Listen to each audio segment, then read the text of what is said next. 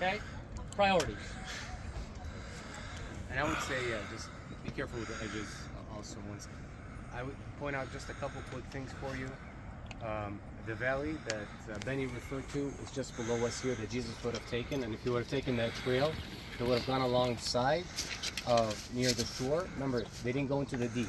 It was being close to the shore as they traveled. They didn't go fishing. And Capernaum is further on the northern side of the Sea of Galilee. We'll be there tomorrow morning. If you recall, if you see just below here, you'll see like a couple buildings in that greenery, and you'll see the dock with the boats.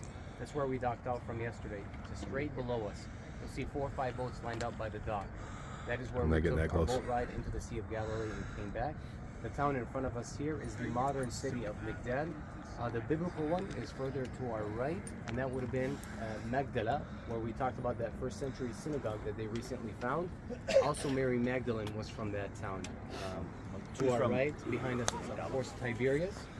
I'm trying to think, we can't see much beyond that because of the haze. You have the Golan Heights to our right.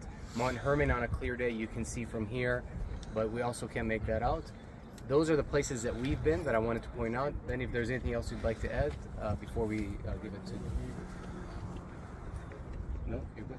Yeah, so remember one of the things just to have, if we were over here for the boats yesterday, when we talked about going to the other side, that would have been straight across what you're seeing in the morning, the Golan Heights and that region, right? So that's through the haze over there. So again, just to have that visual of where traveling happened. If you look over there, you can see the banana plants on the well, what's my 12 o'clock, whatever yours is. But you can see the banana plants covering. That's Sermon on the Mount location, and we'll be up there tomorrow as well. So that's... And we can talk more about what happened in the northern part when we get there tomorrow, because I'm hoping it's clearer so we can point that out, and we'll actually get an angle for this side too.